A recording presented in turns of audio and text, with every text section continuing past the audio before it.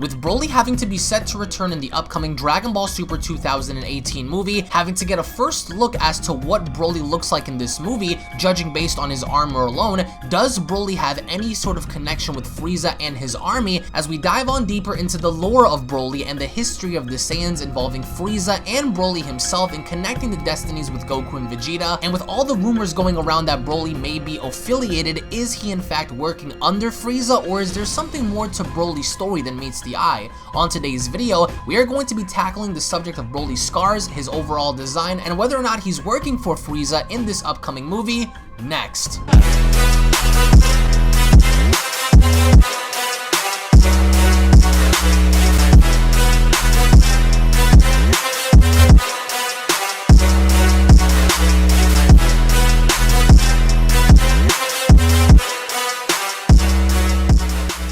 If you are new to this channel and enjoy what you see, then don't forget to punch that subscribe button and turn on all notifications by clicking on the bell icon to receive new and daily content on your mobile devices, desktops, and services that I provide, along with following me on these social media platforms to stay connected with me at all times. Thank you so much for your continued support. Now let's begin. There have been lots of rumors and speculations going around on whether or not Broly is going to be affiliated with Frieza and or his army in the upcoming Dragon Ball Super 2018 movie. As joining me right now to tackle the subject of Broly having to be affiliated with Frieza and his army is my good friend EmoshIsLive. Now Emosh, with the recent leaks of us having to see what Broly looks like, my question to you is, what are your overall thoughts first and foremost as to what Broly looks like and why he has all of those scars on his body? I mean, we can only make the judgment in saying that perhaps maybe he's been through battles before, but we don't really know as to where those scars come from. It could be self-inflicted wounds, it could be wounds from King Vegeta if they want to retcon that story, or it could be scars from actual battle itself. But what I wanted to know from you first and foremost is, how do you feel about Broly's design? What are your thoughts on his scars? And do you personally believe that Broly has any sort of affiliation with Frieza in this upcoming movie? Alright, so like we talked about off camera, I think that it's totally plausible and very likely something that Dragon Ball Super would pull off. And not in a bad way. I felt like the story might be a little more complex than that, like what you proposed so far in your question. But it's very likely that that could happen. I think there's a reason why they're showing Broly with that specific Saiyan armor. And it's blatant that it's tied to Frieza in some way, shape, or form. I've known Broly, I think the fandom has known Broly to be a very solo kind of a character. You know, a lone wolf kind of a character. Someone that has been controlled in the first movie until eventually he broke free. And in the second coming, he was just, you know, still Kakarot. You know, and he's and that was it. So as far as like how his ties to Frieza are definitely there based on his image alone, based on his portrayal and his character design concept art alone. So we have to accept that he has some kind of ties to Frieza. The question is, what kind of ties does he have to Frieza? Was he frozen in ice? Did something happen around that timeline? And did Frieza keep him under wraps? That he has a collar around his neck with a centerpiece on it? Is that what's keeping him under control? Did Frieza know? Is Broly the reason why Frieza was afraid of the Saiyans? You know what I'm saying? These are things that we ask ourselves, because right. Frieza was depicted many times like he was afraid that we would surpass him one day, and maybe he did meet a Saiyan that maybe at least could have surpassed him, if not surpassed him one day. So they had to create something to control him. Frieza said, "You know what? If I can, why kill him? If I can't kill him, the next best thing for me to do would be to control him." And they've managed to control Broly to some degree ever since. And now that this is like an updated modern version of Broly, you know, the power scaling has to be up to date. So base Broly's like, let's say, blue level. Golden Frieza, we have Golden Frieza, who's, you know, much stronger, you know, if not equal to Goku now. So it's pretty much that scenario, in my opinion. So I would say that, yeah, the collar and the centerpiece of the collar makes it seem like he was under control. It's difficult for me to give you a definitive answer on how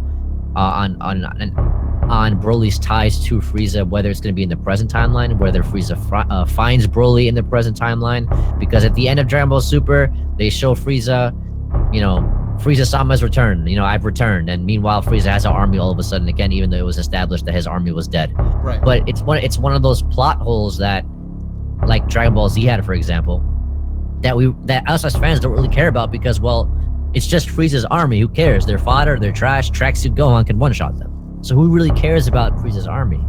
So did Frieza recruit Broly? Did Frieza find a Broly again in ice? Did he set him free? And if that's the case, Frieza does have access to like, science and like, technologies, for example, back on Namek. Right. On his ship, they had the access to like, the Saiyan pods and stuff like that, where the recovery chambers, right? Yeah. They could recover in there and stuff like that. And after Frieza was defeated by Trunks, they put him back together using science and using, biological science and stuff like that. So that could be another thing. But yeah, I mean, Broly, there's definite ties to him. And it really, now that you mention it, it just seems like Frieza's really gonna have a major role in this movie. Whether or not he's actually fighting or if he's just the puppet master, we'll see. But yeah, I would say Frieza's going to be that guy in this movie. That would also mean that they have technically the strongest, asset to their team if that's supposed to be someone that you want to add on to your army. And if Frieza is, let's say hypothetically speaking, controlling Broly, then I think it's pretty interesting to see how there is at least one other Saiyan that's still following the rule of Frieza, but also looking at it to where his armor looks very similar to Shisami, looking at how also notably he doesn't have a tail. He doesn't seem to have a tail when we're looking at the latest figures and on the poster. There's only one image that was displayed many months ago, which, from the outline and the silhouette, we get to see a tail. But judging based on what we're seeing, it doesn't look like there is a tail, unless Broly is, basically hiding that underneath like that fur rack that he has around his waist. Maybe his tail's underneath. But I wanted to talk to you about also his tail and the concept behind that, if it's possible for him to be masking that, and how you personally would feel if he did have a tail, because I feel like by adding the tail concept, especially if he's supposed to be someone that came from an ancient time, or at least, that far even, goes back before Goku, I think that would be most interesting to see how, Goku and Vegeta now are going to be fighting against someone who also has a tail. So what are your thoughts on that? Do you think he has one? If not, why? And also looking at it from the point of view to where the armor looks very, very, very similar, do you think he's going to completely obey if he is affiliated with that group, or do you think that he's just going to completely turn away and just go rogue? Well, regardless of what happens, we're expecting him to go rogue. That's who he is, right? That's what his transformation kind of portrays. Like, they've kept that part. It's pretty obvious, right? Otherwise, they would have changed that too. They would have given him something else. I mean, the fact that they were still willing to make him look like Kale now, it's, and what I mean, and let me just reiterate on that. When I say Broly looks like Kale, it's because Kale is a part of the main storyline. Broly was not. So because Broly came after Kale, linguistically, you would have to say, well, yeah, I mean, Broly is the male Kale now, and in essence, right? Even though Kale was based off of Broly for the most part. It's very weird how they did that. Yeah, you get the point. But as far as the tail, just think of it this way. I mean, if base Broly is blue level, him having access to a tail is legitimately a threat automatically. Because it's, I mean, Vegeta, made his own like little moon to turn Ozaru back in Dragon Ball Z. Right. So like if Broly were to do something like that, or if like, once again, if Frieza was on his ship, if he had access to the ship, for example, because they show him like by the ship, right, at the end of Dragon Ball Super, where he's gathering his army, and all of a sudden we get a movie based on someone who has similar armor to Frieza's army that represents Frieza's army. You wore that armor if you served Frieza, pretty much. Like if you were under Frieza, that's what people knew you as, right? The Saiyan armor was kind of representation of Frieza. So I think that adds more to just the threat factor. I think because a lot of people are talking about the tail, and that's one of the things I appreciate about the fandom, is because they're saying the tail. They're not just talking about, for example, the armor, right? But they're talking about, he has a tail. Like, is he gonna transform? What does this mean? Does it make him stronger because he still has his tail fully grown? Are they gonna use that kind of a concept? Even though just based on his appearance, like we agreed before, that he has some kind of ties to Frieza, there's still a lot of mysteries left to solve, really. And we won't know until we see the actual trailer. We won't know until we actually see the movie, until we get actual plot notes based on what the movie's going to be about, for the most part. But we are expecting multi-layered stories, and we are expecting some kind of complexity as to how the destinies of Broly, Goku, and Vegeta, even Frieza at this point, because it's safe to say we can add Frieza into the mix. Of course, yeah, he's responsible for the decimation of an entire race. Right? Yeah, and it would be so typical as to why they brought him back, why they kept him alive, and why they ended off Super with him recruiting his army again. I mean, he said he was going to be up to no good. Right. I just wasn't expecting for him to just, all right, here I am for the movie, making my re-debut into yet another movie. But like I said, I just hope that it's not enough to take away from Broly. But to answer your question generally, Broly is definitely expected to go rogue, 100%. That's who he is. That's what we know him for. He wouldn't be Broly even if he's a new character, it still wouldn't be Broly if he did anything besides that. Now his scars are most interesting because we haven't seen this kind of Broly before. I personally, in my own subjective bias, believe that he looks better now than how he did before. Not everyone's going to agree. Some people are going to say, oh, movie 8 Broly looks the best, or you know, Second Coming Broly looks the best. But for me, I really do like this design because it's very simplistic, but it also gives off like that ruthless kind of vibe, and it's a little different than what we saw before. But I'm happy that they don't have like the bling around his neck and all that kind of stuff. He looks very raw in nature, and I think that what also makes him look good are the scars. But I wanted to talk to you about the scars because this guy looks like he's been through some stuff. Either he's been through all kinds of different battles and wars, or he happened to have gotten those scars as a baby perhaps. And a lot of people have been theorizing that perhaps maybe, as an hypothetical, that big scar that he has over his chest but near his heart could be as an end result from King Vegeta. Now if that ends up being the case and they end up retconning the first film and incorporating that kind of an idea where King Vegeta didn't want to allow a kid like this who was so powerful at birth to live, you know, that could explain what the scar is. But then again, that scar could also be an end result, like we talked about off camera, when Goku first punched Broly in the chest or by the ribcage, and as you pointed out to me, it looked like his heart exploded, you know, in the first film, which is weird. But if you go back and you look at the first film, you see something burst out of his chest, exactly, ironically, right near where his left pectoral is. Or that scar could come from a battle that he had at some given point, which must have been so intense that it scarred him. Could it have been from the battle with the Emoshi? Could it have been like a battle with other Saiyans? Perhaps. But between those three scenarios, like, where do you think that all these scars came from? Was it from King Vegeta? Was it from the battle from the first movie, perhaps retconning that? Or do you believe that this was, you know, done from other Saiyans or people, or possibly even Emoshi, if he ends up transcending and coming from that timeline? Well, I mean, if he's from the Frieza era, then there's no way it could be from like the Yamoshi era, because that's like just predates that completely. Right. So I can't definitively tell you what my thoughts on the actual scar is, but what I can say is that based on character design, I mean, there's obviously a reason for it being there. It's something that Broly is constantly reminded of. Right. Right. It tells you that he was put in a situation where he probably should have died, but he didn't die. You know, something along the lines of that. And if he served under Frieza, I mean, we could argue maybe Frieza did something to him, for example, you know, as punishment, whatever the case may be. Maybe they kind of like they did experiments on him. We don't know. It's something along the lines of that. And I mentioned this before. It's like, I don't know if I mentioned the video so far or if I mentioned it off camera because I forgot. But I will say that, remember how Vegeta and basically everybody constantly said that, well, Frieza was afraid of the Saiyans, that eventually they would surpass him or become too strong to control. I mean, what if they kind of make it to where the reason Frieza was afraid is because he discovered Broly, someone like Broly. You know what I'm saying? And even if you want to consider the first Broly from the original movies, that Broly was, I mean, will shit stomp Perfect Cell, no problem. You know what I'm saying? Will shit stomp Cell, no problem. So imagine, and Frieza was like, when Frieza fought Goku, you know how weak he was compared to how he is now. Right. So if Broly was the sole reason that Frieza was afraid of the Saiyan race, that these guys can actually become this strong, become this powerful, it would make sense as to why he would need to be controlled, because Frieza can't kill him. Frieza can't kill someone that's weaker, that he's weaker than. Right.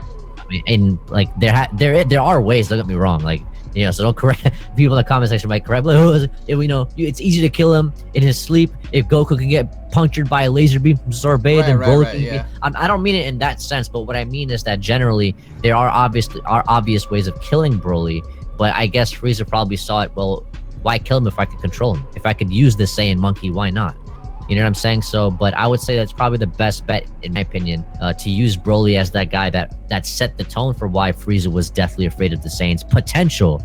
Not why he was deathly afraid of Saiyans in general, but why he was actually afraid of them in general. And it kind of makes sense in a sense when you look at it. Once he saw Goku turn Super Saiyan, he was just like, that's the legend I heard. Oh no, the Super Saiyan that King Cole, my father, told me about. Blah, blah, blah. You know, he got fucking batshit crazy. He was kind of intimidated, and then he ends up getting defeated by Goku and makes it look like a fool. So in that sense, like if they wanted to use it where it was like where Broly kind of set that tone, I'm totally down for that. But I mean, the question was, you know, it was kind of about the scar. I feel like it's something that has to do with this story, something that's a pivotal plot point for who he is as a character, something that's there to remind him of that day, of that event that took place. I don't want to say that it's like based on science, even though I did say that. I said it like as a what if. But generally, I would say that has something to do. It's something there to remind him, and obviously it makes him look cool. But it's there to remind him of that specific thing, of that specific time, or that specific event that took place. And it just adds to the mystery of him, because we want to know more about him, right? And it kind of gives us the idea that yeah, there is a lot more to this character than meets the eye, you know. And I mean that in every sense of the and I mean that in every sense of the phrase. So I mean, looking at it, he has scars all over his body, including his face. So I think that had to have come from like a great battle. And let's say, as an example, if it was done from King Vegeta and they end up scrapping that story, it would be a little bit of a letdown, because I feel like they ought to just have changed that. So I really do hope that, you know, they kind of explain further where those scars came from. His hair looks a little different too, based on its positioning, because if you go back and remember how the legendary Super Saiyan hair looked, it looks a little different than this, which again, I'm really stoked to see what Broly's gonna do. But what are your final thoughts on like the way he looks and just basically the concept behind his power? Because you brought up earlier that perhaps maybe his base, and again folks, that's the key word, perhaps, Broly's base might be equal to Super Saiyan Blue, to where it gives, you know, reason for Goku and Vegeta to continuously push themselves to fight this guy. Not everyone's going to agree. Some people in the comment section are gonna say it's egregious for Emosh to even say, oh, base form is blue. But like, let's say as an example, Broly is that powerful. Like, how would you justify him going into this battle in terms of like what's to be expected? Because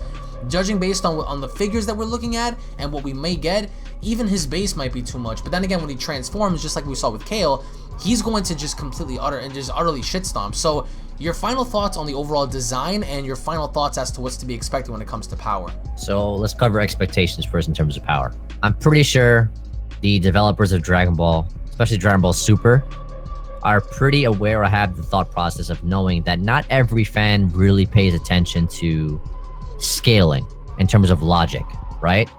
A lot of people are casual. They just look at it, okay, fine, yeah, he's strong. It makes sense now.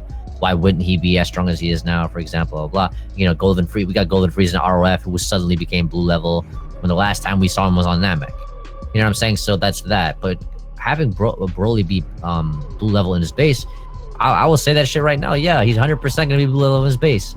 The reason I say that is because if you want to take the unveiling or the showcasing of the statues that we got on social media today, base Broly is going up against Blue Goku and Vegeta. Oh, but I mean, you can't take that too literal. Well, of course I can't, right? It's just, you know, it's just food for thought. But generally, the movie is called Broly, the strongest enemy of Saiyan. The strongest enemy they've ever faced was Merge Zamasu. Simple. And that was all the way back in the Goku Black arc. And Jiren doesn't count as an enemy. And no, because he was more of an adversary. Yeah. So was Hit. So like I said, because Goku developed a lot of respect for both Hit and Jiren eventually. So yeah. But Broly, in his case, he's the strongest enemy, and the strongest enemy happens to be a Saiyan. And the reason that's scary is because we left Dragon Ball Super with Saiyans have no limits. And we left Dragon Ball Super post-Tournament of Power. See, people who understand scaling to some degree know that, wow, this Blue Goku is a lot stronger than the Blue Goku that fought Merge Zamasu alone for X amount of time and held his own for X amount of time, right? The same Trunks, the same Vegeta, a lot stronger than those Blues, than that Blue Goku, Blue Vegeta, and Rage Trunks. So, but the developers themselves don't really look into it that much a lot, and it's pretty evident. For example, when base Frieza threw an attack at, what was it, Topo, that said, how about this, an attack strong enough to destroy a planet? A planet, yeah. Like, bruh, we're way past planetary level attacks, dude. Trust me. All right, we started Dragon Ball Super with universal level feats. So, and that was between God Goku and Beerus, casually just, you know, fighting each other, whatever. So, case in point, dude, like, they don't really look at it. They don't really look at it from that point of view. It makes 100% sense for base Blue to be blue level. That's my expectation based on that. And remember, so far he's being labeled as the ultimate soldier in this film. So yeah, there you go. Like, he's ultimate soldier. What does that tell you? He's gonna be no joke. So there you go. And as far as anything else, final thoughts on how he looks. Like I said before, I'm not really a big fan of like the purple tights, the green color. I'm not. I think it's too much. I think it makes him look like a Zumba dance instructor, or like some kind of like the type of dude you go to the gym with and he steals your girl. Like, you know, he's like, you know, he's in the classroom, he's like telling everybody to do like aerobics dance and shit like that, like that kind of dude. But he's kind of like crazy at the same time. Like, if you get the step wrong, he just kicks you out the class and like throws you out the window. So like some Conor McGregor shit, something like that. But I mean, the clothes don't make the character. It's just I'm just nitpicking at this point. Personally, I like the color scheme of the original Broly. I like the red on white with the gold and stuff like that. I think it contrasted very well with each other. But if I had to say the overall look, Broly is a Saiyan, and this character looks a lot more like a Saiyan, so I gotta give it to this 100%. I'm totally for it. I'm excited. Can't wait to see it. Hopefully you guys are too. I think that by the end of the day, Broly has some affiliation with Frieza's army, and maybe even Frieza himself, but it's really hard to say because we don't really know as to what Broly's agenda is, what he's going to be capable of in this film, but he's labeled as the ultimate soldier, and I feel like with this movie, he's seen some stuff. I don't think that Broly is just going to be introduced as someone that doesn't have or didn't have any battle experience prior, so I think that with that being said, his overall tenacity is going to be unlike Goku and Vegeta's. He's going to be battle ready, and I think that as we saw with the latest teasers and leaked photos and artistic photos from, you know, Broly having to fight Goku and Vegeta, Broly looks very intense. So I think that Broly is without question going to be going into this fight very prepared, but the only thing is, can he get the job done? And I think that by the end of it, we're just gonna have to wait and see for the trailer, because the trailer will showcase a lot of awesome stuff. But by the end of it, guys, let me know what you all think down in the comment section below. Do you guys believe that Broly is affiliated with Frieza and or maybe his army? What are your overall thoughts as to what's to be expected for his character? And more importantly, what are you guys stoked and ready for when it comes to this film alone? Let me know what you all think in the comment section, guys. Thank you all so much for watching. If you guys are new to this channel, punch that subscribe button, guys. Turn on all notifications. Turn back in for more. Subscribe and check out EmoshIsLive channel down below. And see you all down in the comment section below.